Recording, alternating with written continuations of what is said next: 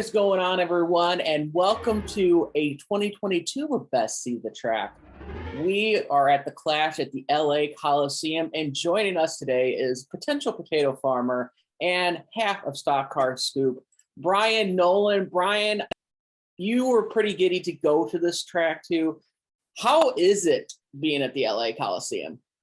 Jared, thank you so much for having me on, buddy. First off, it's awesome. Thanks to everybody at Frontstretch for getting me down here, and it's awesome. A little bit different than what I thought when I first entered. It's a little bit bigger than the pictures anticipate. I didn't think we could have any passing at all, and just looking at the track, definitely gonna be some passing. But you're gonna have to you're gonna have to bump and just dive into the corners, kind of like a little Martinsville. Maybe it's like a West Coast Martinsville. I don't know, but I'm excited to find out. NASCAR's trying something new, and I'm excited for it. Well, like I said, there's a lot of things changing from 2021 to 2022. We have a next-gen car. We have, like I said, one lug system. We have number placement going on. But I want to talk about an issue that has been relevant ever since the car tomorrow, and that is attendance. And I think that's going to be one of the biggest things for NASCAR, if it's going to be successful or not, is for tracks to get people in the stands no matter what. And like I said, whether it's giving out free seats, off, like I said, a few dollars off of concession stands, NASCAR needs fans in the stands. They don't need this bad press. And it looked like from qualifying, there was a decent chunk of people too. But how important do you think fans in the stands is to NASCAR success, especially with the next gen car coming around? Well, we were talking with the drivers yesterday, Jared, and they all attributed to the fact that ticket sales have been 70% of non-NASCAR fans that are attending their first race or just have not been NASCAR fans ever. So that's a step in the right direction. You have Daniel Suarez. We were talking with him yesterday, and he says this is the closest race to his hometown, his home place in Mexico. So he's going to have a ton of support. We always see his support when we go to Fontana, which is just about an hour away from here. So I'm excited at single car qualifying. Now, there's no fans could be at practice yesterday, but Jared, for single car qualifying, literally just single car.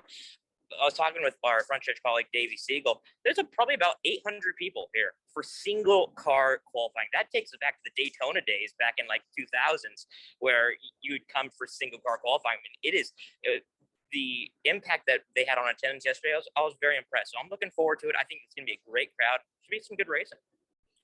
I think it's important that NASCAR gets back to that this is an event. And like I said, there's multiple events to go to. I think that's going to be the key to success. Single call qualifying, more chance to see the drivers. I think that's going to be a successful hit. And Nolen, like I said, I'm jealous that I'm not there at the Coliseum, but have you ran into any stars, and how is the pit road from the garage to the track? Because it's, you don't see any haulers out there in the infield. So it's really weird. So the haulers, if you can see, they're all the way over there, and pit road is right over here. So what they have to do, they literally have to drive on the road at Bill Robertson Lane. Literally, they're driving in the streets of LA just to get into the tunnel.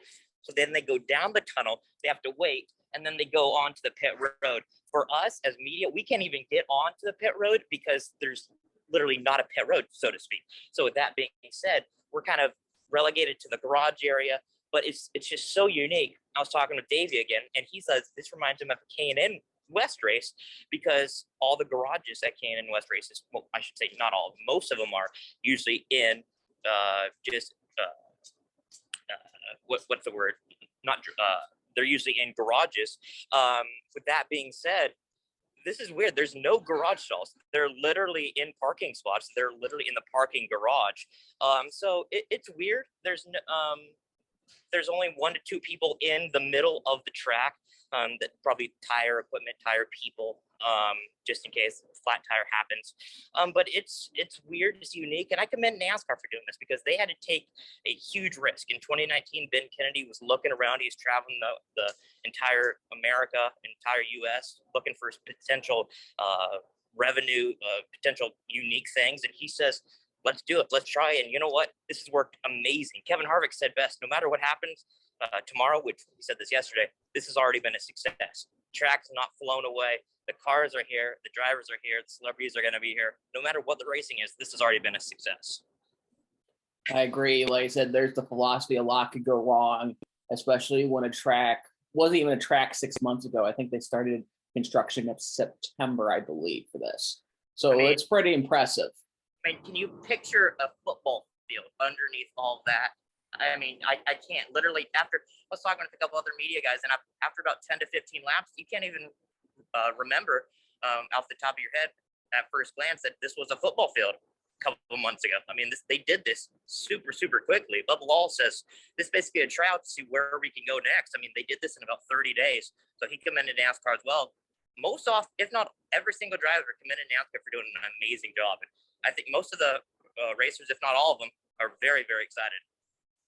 I just say this: it shows the scale of how big some NASCAR tracks are. If, like I said, they put a NASCAR track on a football field, and it's that small, it's going to show perspective on that, which I commend NASCAR. Now, Brian, we got to get into our picks of the race.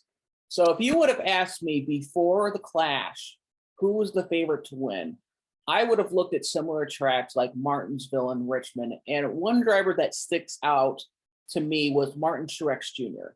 He won at Martinsville last season, performed well at Richmond, but this practice session last night, he struggled mightily where he might have to take that points provisional. It was that concerning.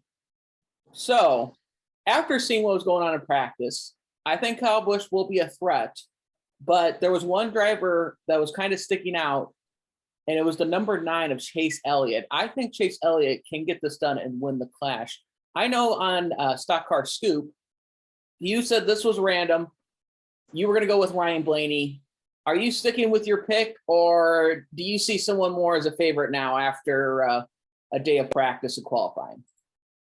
You know, I would still go with Ryan Blaney, and for this sake, let's say yes, I will. But if I had to choose, I would go with the 18.